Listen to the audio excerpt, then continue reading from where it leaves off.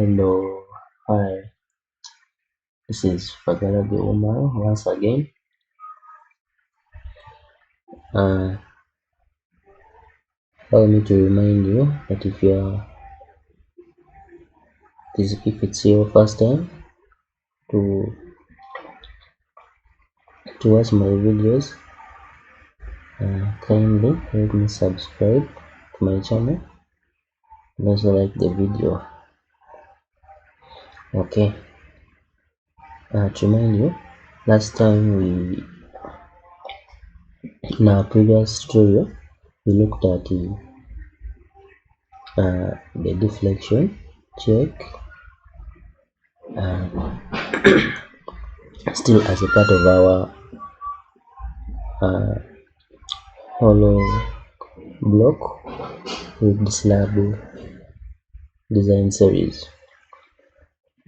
And today I want us to basically look at the shear check. So we know very well that the shear forces are always critical at the support regions and at the concentrated loads regions. And for us now, we don't have any concentrated loads, so we shall check our shear at the support regions. And from the rules of design, it is more economical not to exactly check for the shear at the support itself, but you always check it at a certain distance from the support. And for the case of our slab, our supports are the beams.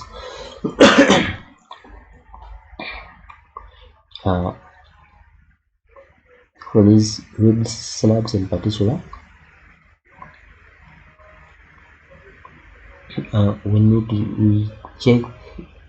we shall check our shear at the interface, or at the point where the ribs meet the slab margins, or the solid slab portion, that portion which is always between the beam and the end of the ribs. It's just there to resist the moments, the hogging moments at the supports, at the slab supports, which are the beams. That solid part we call the slab margin in my country. So, and that margin was 600 millimeters from the center of the support.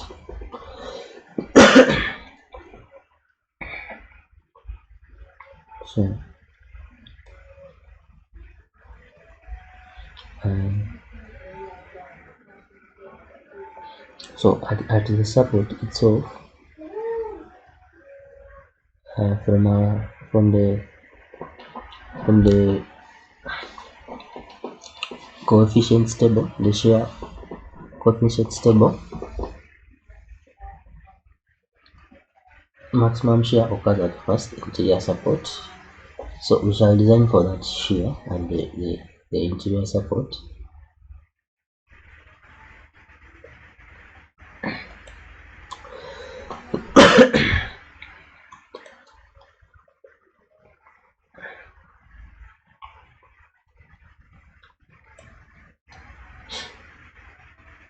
If, for example, this is our continuous flow,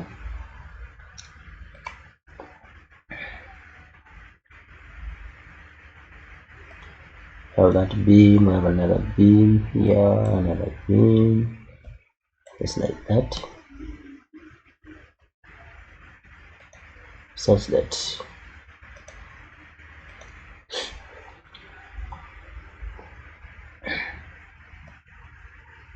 our bending moment diagram, oh sorry, We're dealing with the shear force, sorry.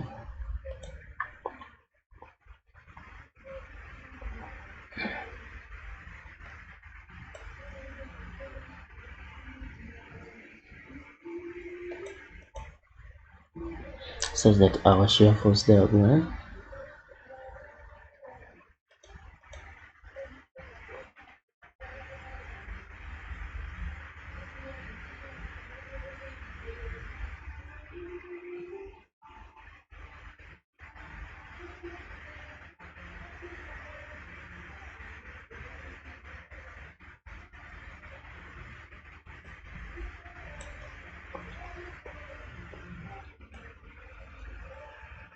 shear force is maximum at this first interior support. This is the end span of our slab.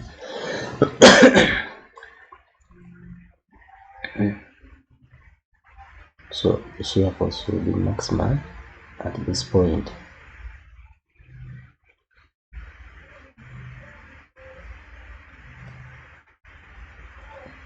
First,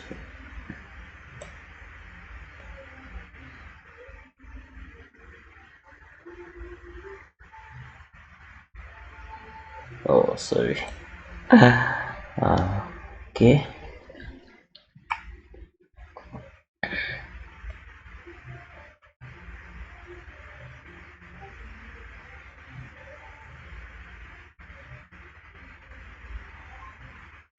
Okay, and so forth.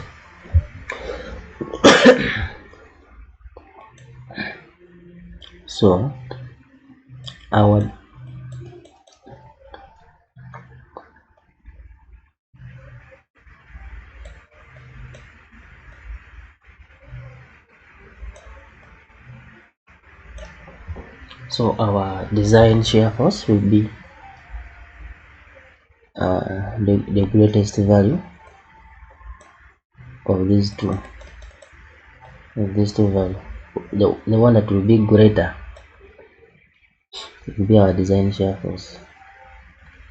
But now, since we've not done the analysis, we are going to use the table. We're going to compute that from the table, the coefficients table, in which that force is got by multiplying the ultimate load with a factor 0.6,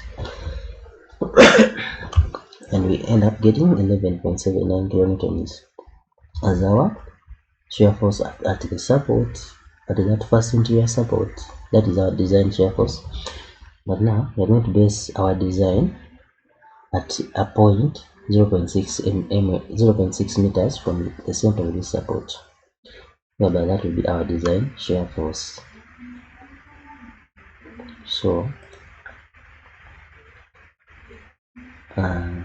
previously we computed our UDL as 3.93 kilonewtons per meter,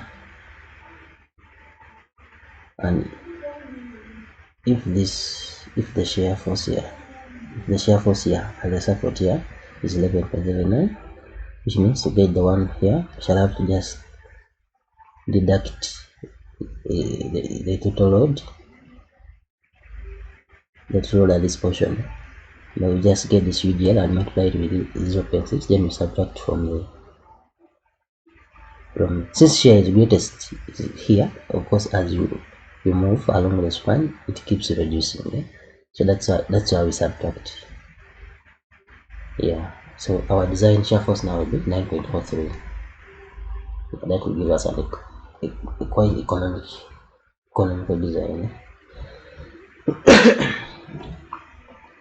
Such that when we are doing these checkups, I prefer using the shear stresses instead of the shear forces. So that's why I decided to convert the shear force into the shear stress by dividing it with the variable weight applied by the effective depth, such that my shear stress, this is my design shear stress, 0.472 newtons per square millimeter. So after that, after computing the design shear stress, we're now going to check the capacity. the capacity of the concrete in the ribs. Is that concrete able to withstand this stress? If it is able to withstand the stress, then there's no need to reinforce that concrete. If it is not, if its capacity, if the capacity of the concrete is less than the design shear stress, then we shall have to provide shear reinforcement. We reinforce that concrete. So from your report 2, that is section 6, ultimate design.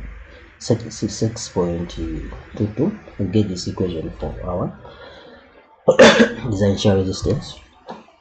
Okay, this of course the resistance the same as the capacity, the shear capacity. So we have this general formula, and after substituting the values of all this, they are of course they are defined. It's CRC, this is the this value here.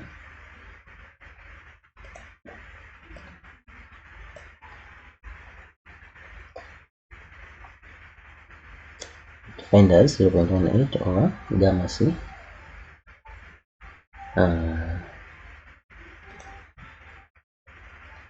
All of these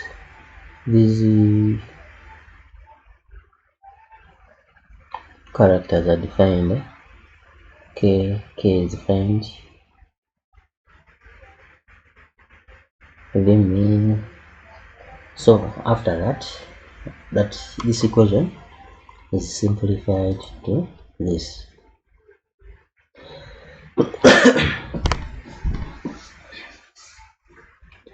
Whereby the only substitutions that I'll have to make are this.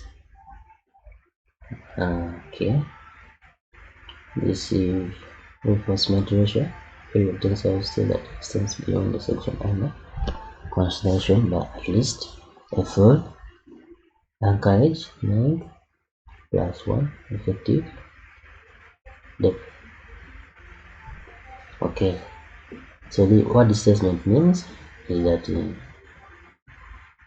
I'll talk about it as we are concluding with this. So this is the formula for the shear capacity. It is 0.12, okay, into 100 reinforcement ratio times the compressive strength, and this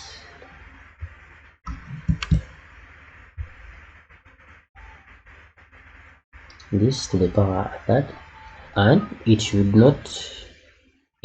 exceed, this capacity should exceed, it always exceeds. What this means, it always exceeds a minimum value. So from this that we can compute for K, which is 1 plus 200 over effective depth into root and that value shouldn't exceed 2. But by our effective depth is 160. Since the computed value 2.118 is greater than 2, like it is not less or equal to, we shall consider 2 as our value of K. Then the reinforcement ratio is our design still the area of tensile steel that is safe beyond the section under consideration by at least plus 1 effective depth. So since we provided this area in the ribs, in the tension zone of the ribs, and this very steel, all of it will have to be anchored at the ends of the ribs. So we shall definitely consider that very area of steel.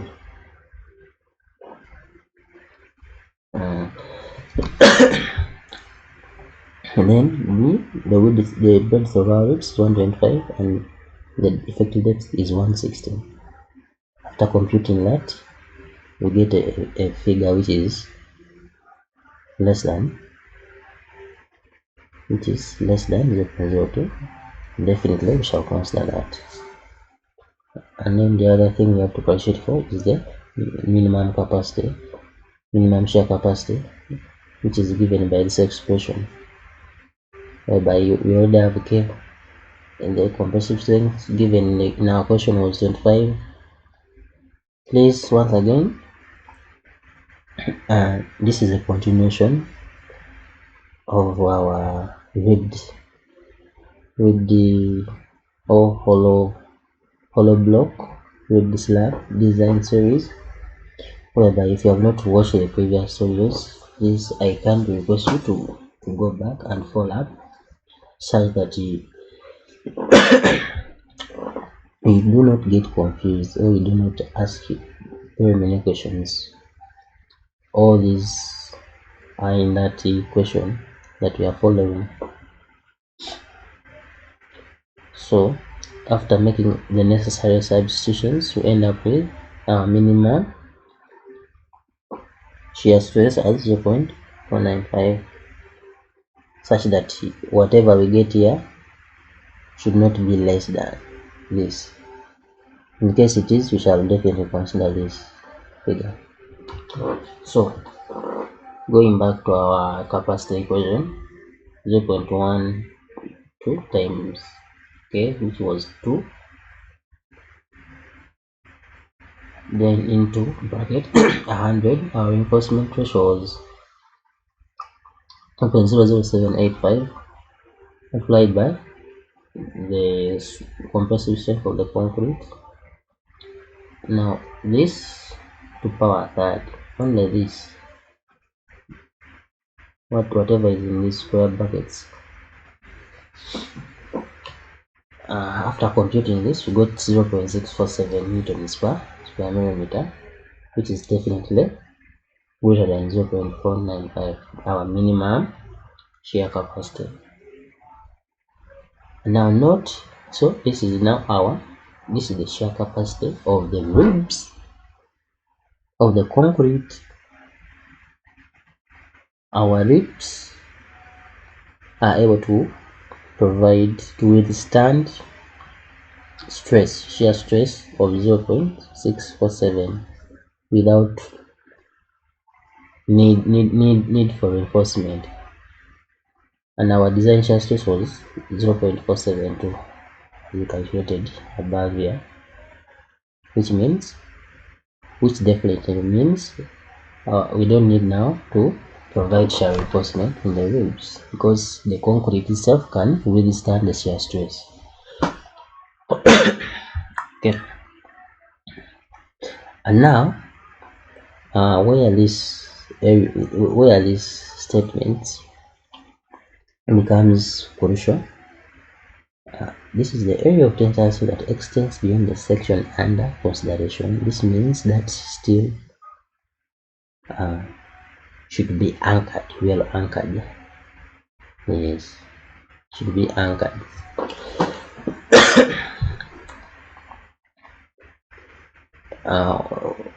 Which brings us to this conclusion that since the shear capacity is greater than the shear stress, then no shear reinforcement is required, provided that the bars in the ribs are securely located during construction.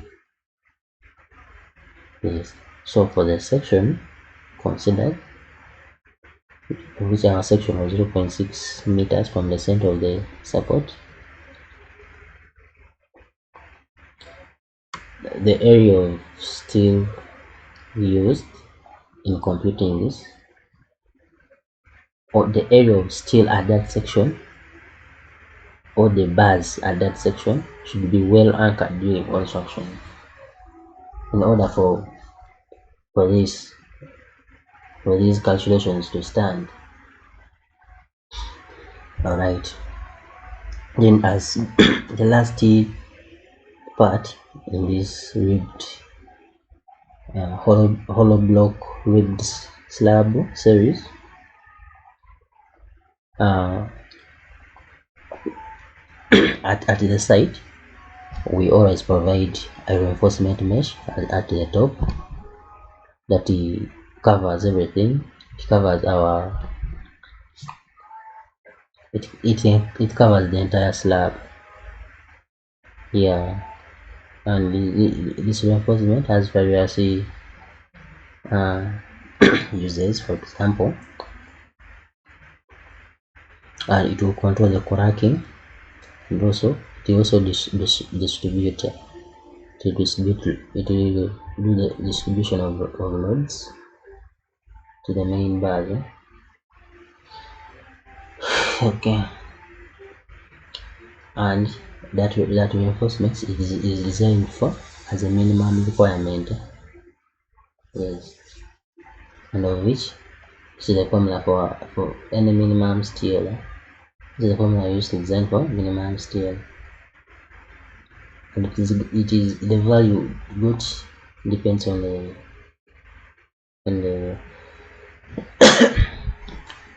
on the class of concrete used, because this mean tensile strength of the concrete varies with the concrete class used.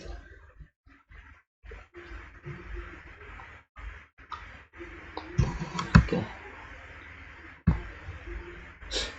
so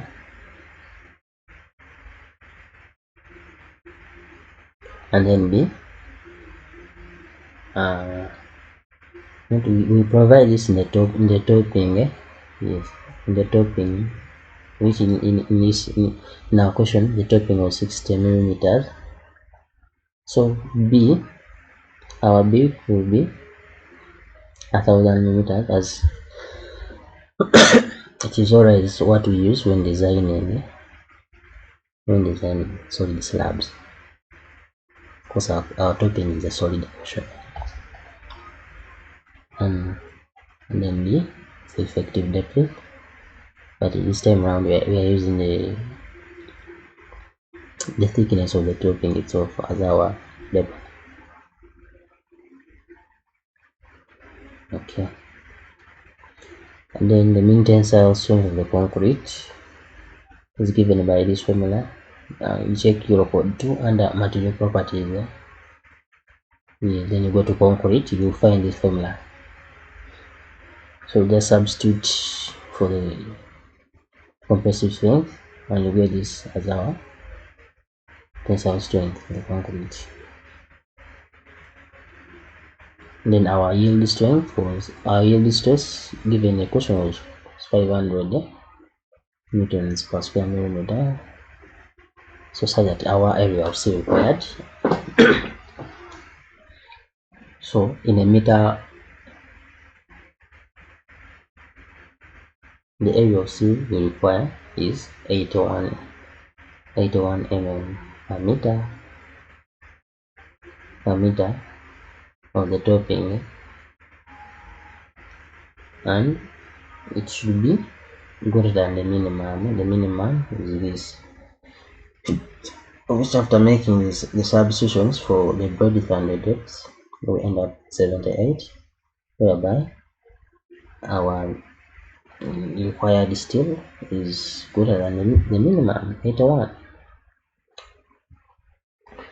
So now, based on this, we are going to use this table to provide a mesh or a reinforcement mesh for our as reinforcement to our topping. Now, of course, the steel required, or the mesh area required, should be the mesh area provided should be greater than that required.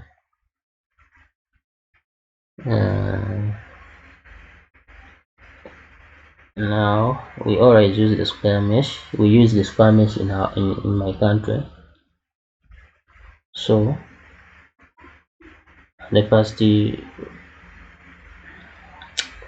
the lightest is A98, of which now this number represents the area. Yes, this represents the area. And since it's a square mesh, then it means in each this area This is the area per direction. Yes, per direction. So we are going to provide that same area in each direction. 98. Since the square mesh, it means the size is the same. The pitch size, that gap between the bars. This is the mesh with a wire, a diameter of 5 mm, wire diameter of 5 mm. The pitch, that is the space in between each wire, is 200 mm. This is in one direction and this is in the other direction still, same dimensions. And this is 98 mm squared per meter is greater than 81. So this mesh is adequate enough to reinforce our topping, so that it counteracts the cracks and also distributes. It acts as a load distributor to our top bars, our extra bars at the top, at the supports. All right. I think with that we are through with the design of the hollow block with the slab, or what we call the Maxispan slab in my country, since the blocks we use in my country are referred to as Maxipans. Thank you for your time. Please subscribe to the channel and also like the video.